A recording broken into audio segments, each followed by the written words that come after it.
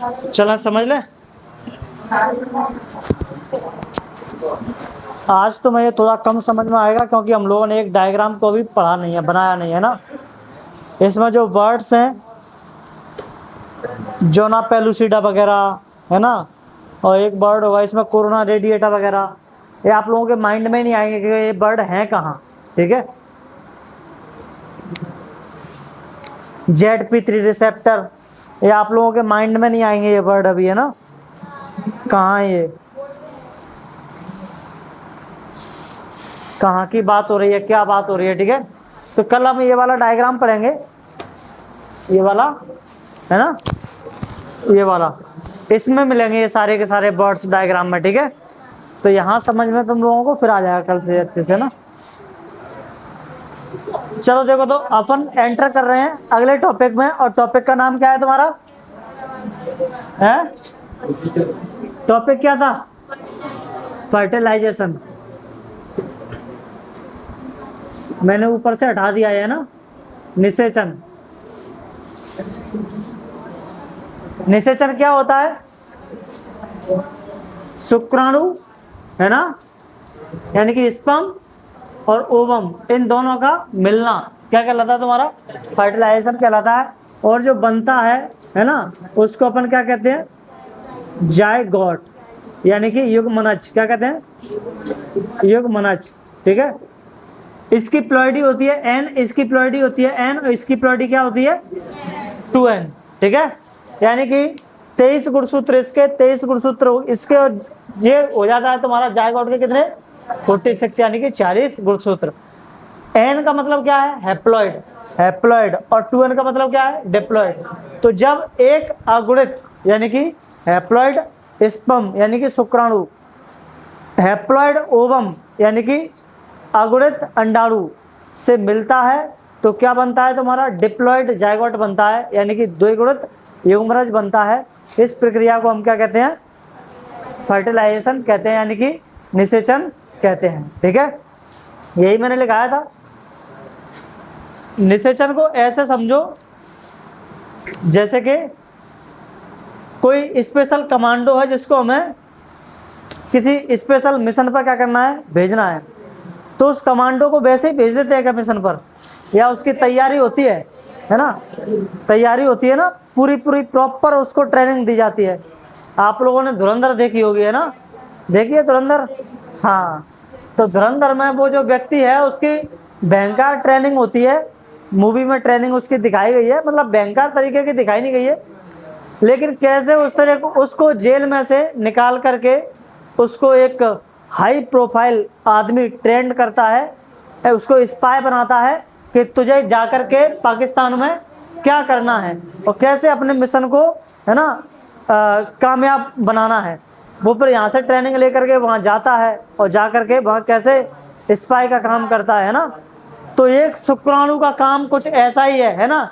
इसको समझो एक कमांडो, है ना। हमने पढ़ा था, क्या पढ़ा था कि एक बार में कितना स्पर्म रिलीज होता है, कितना स्पर्म रिलीज होता है एक बार में, 200 से 300 मिलियन, है ना।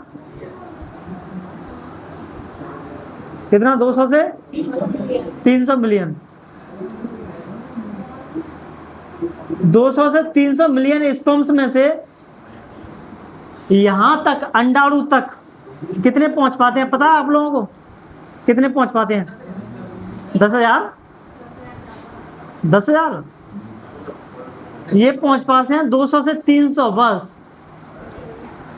यानी कि 1 मिलियन स्पर्म में से सिर्फ यहाँ पे एक ही स्पर्म पहुंच रहा है, बाकी के मतलब 10 लाख स्पर्म है, 10 लाख में से ओवम तक कितने पहुंच रहे हैं, 1 मिलियन में से एक पहुंच रहा है। तो 200-300 मिलियन में से कितने स्पर्म पहुंचते हैं यहाँ पर, यहाँ तक 200-300 ही पहुंच पाते हैं, है ना। बाकी के सारे स्पर्म क्या हो जाते हैं, नष्ट हो जाते हैं, खत्म हो जाते हैं, डेथ हो जाती है उनकी, है ना। तो ये 200-300 पहुंच रहे हैं तो क्या ये ऐसे ही पहुंच गए होंगे क्या, नहीं ना, ये बहुत ही हर्डल्स क्रॉस करके जा रहे होते हैं ना, बहुत ही कठिनाइयां, है ना। इसको इतनी सारी कठिनाइयां आती हैं जिनको पार करके इसको यहाँ तक फीमेल के सॉरी ओवम तक क्या होता है, पहुंचना होता है ना। जैसे एक स्पाई को जाना होता है तो कितने सारे हर्डल्स से उसको गुजरना पड़ता है, कई बार पकड़ा जाता है, कई बार मार खानी पड़ती है ना। तो ऐसा ही इसके साथ में होता है। इसको यहाँ तक पहुँचने के लिए बहुत सारी क्या करनी पड़ती है, तैयारी करनी पड़ती है, तब जाकर के वो यहाँ तक पहुँचता है। ठीक है, वही तैयारी के चरण है कौन से, ये 1 2 3 और चौथा और रह गया है, वो मैंने लिखा नहीं अभी, कल करेंगे उसको चौथे को। ठीक है, चौथा है तुम्हारा कौन सा, जाए समझ तो ले पहले इनको।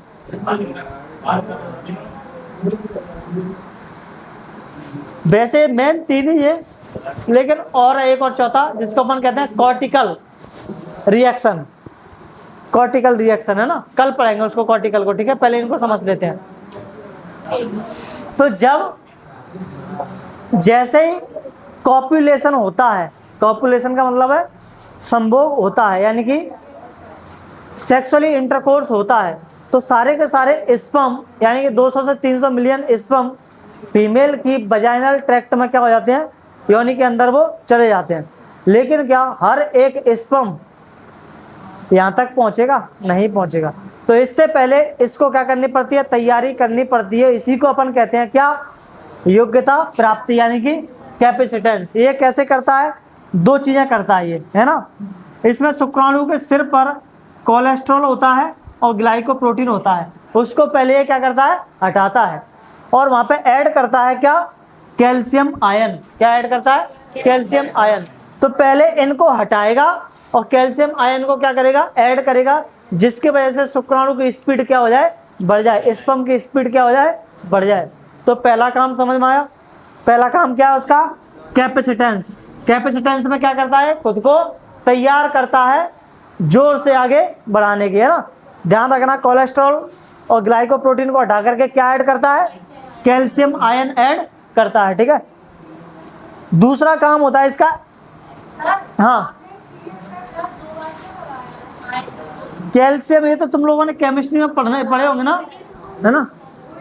कैल्शियम +1 भी होता है क्या, कैसा होता है, Ca2+ होता है, ऐसे लिखा जाता होगा ऐसे, है ना।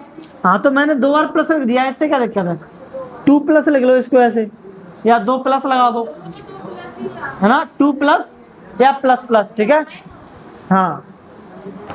अब जैसे इसने ये काम कर लिया, इसने अपने आप को तैयार कर लिया, इसने पहला काम अपना पहली स्टेज पार कर ली और ये अंडाणु तक पहुंच गया। लेकिन ये कैसे पता चलेगा कि ये जो शुक्राणु आया है वो मानव का ही है, क्या हर एक शुक्राणु को ये एक्सेप्ट कर लेगा, है ना। हो सकता है वो किसी और प्रजाति का हो। तो ये जाति प्रजाति की क्या करता है, पहचान करता है।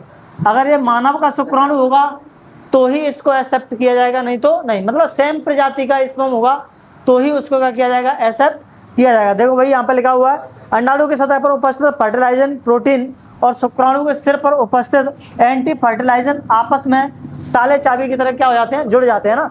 जैसे कैसे बनाओ ताले चाबी, ये मान लो तुम्हारा इसके ऊपर है, किसके ऊपर, इसके ऊपर, ओवम के ऊपर, और मान लो ऐसा ही कुछ उसके ऊपर है, किसके ऊपर, शुक्राणु के ऊपर। तो वो आकर के इनमें क्या हो जाते हैं, फिक्स हो जाते हैं ना। अगर ये शुक्राणु ह्यूमन का होगा तो वो आकर के इस पे एंटी फर्टिलाइजर एंजाइम पर एंटी फर्टिलाइजर एंजाइम क्या हो जाएगा, फिक्स हो जाएगा, ऐसे एंटी लॉक हो जाएगा ये ना। जैसे स्पर्म है, ये ओवम है, अगर ये दोनों सेम प्रजाति के हैं तो क्या हो जाएंगे, ऐसे एंटी लॉक हो जाएंगे, है ना, ताले चाबी की तरह। ठीक है, तो ये काम हो गया। तो ध्यान रखना, अंडाणु के पास क्या होता है, फर्टिलाइजर एंजाइम होते हैं। नहीं होगा तो वो उसको एक्सेप्ट ही नहीं करेगी, है ना, वो अंदर जा ही नहीं पाएगा। ठीक है, तो ध्यान रखना इसको, जो शुक्राणु होता है उस पर फर्टिलाइजर एंजाइम होते हैं, नहीं, अंडाणु होता है उस पर फर्टिलाइजर होता है, और शुक्राणु जो होता है उस पर क्या होता है, एंटी फर्टिलाइजर एंजाइम होते हैं, और ताले चाबी की तरह क्या हो जाते हैं, लॉक हो जाते हैं, इंटरलॉक हो जाते हैं। ठीक है, तो ये होगा तुम्हारा दूसरा स्टेज, है ना। जब ये दोनों आपस में मैच कर जाते हैं, फर्टिलाइजर और एंटी फर्टिलाइजर एंजाइम, तभी शुक्राणु को ये अंडाणु आगे क्या करने देता है, बढ़ने देता है ना। आगे फिर आप लोग इसमें पढ़ोगे एक्रोसोमल अभिक्रियाएं, यानी कि एक्रोसोमल रिएक्शंस, है ना। जैसे ही स्पर्म यहां से एंटर करके यहाँ पे हम लोग एक लेयर के बारे में पढ़ते हैं, वो होती है जोना पेलुसिडा लेयर। कौन सी? Zona pellucida layer. इस जोना पेलुसिडा लेयर पे होते हैं ZP3 रिसेप्टर। क्या होते हैं? ZP3 रिसेप्टर, है ना। अभी मैं ये वर्ड्स आप लोगों को नहीं समझ में आएंगे, केवल सुन लेना, ठीक है। यहाँ पर क्या मिलेंगे तुम्हें? ZP3 receptor. जैसे ये आगे बढ़ा, ये ZP3 रिसेप्टर से पहुंचा, चुपका, फिर यहाँ पर क्या होता है, 3 खतरनाक एंजाइम रिलीज होते हैं, एक तरह से तेजाब टाइप के, है ना, जो क्या करते हैं, इस अंडाणु को गलाने का काम करते हैं। क्योंकि अंडाणु को बहुत सारी परतें होती है ना, तो तीनों एंजाइम क्या करते हैं, अंडाणु की 3 अलग अलग परतों को गलाने का काम करते हैं, ताकि शुक्राणु इसके अंदर क्या चला जाए, एंटर कर जाए, यानी कि प्रवेश कर जाए। तो देखो, एक एंजाइम है तुम्हारा स्पर्म लाइसिन एंजाइम, सॉरी, पहला एंजाइम है तुम्हारा हाइलुरोनिडेज एंजाइम, है ना। तो ये क्या करता है, ये हाइलुरोनिक एसिड को गलाता है, हाइलुरोनिक अम्ल को गलाता है, ठीक है, ऐसे लिख लो यहाँ पे, हाइलुरोनिक अम्ल को गलाता है, ठीक है।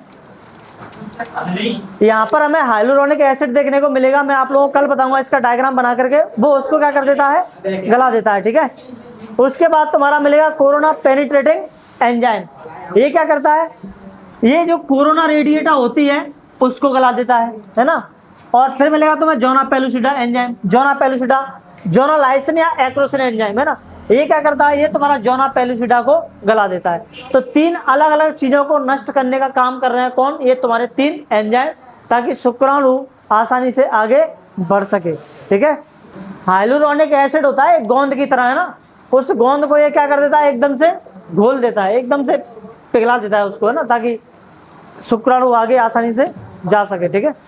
अभी इसमें एक और रह गया है तुम्हारा, उससे पहले अपन कल इसका डायग्राम बनाएंगे ओवम का, उसको समझेंगे, ये सारी टर्म्स कहाँ कहाँ पर है, ठीक है। इसका डायग्राम बनाएंगे कल अपन, है ना। कल संडे, आप परसों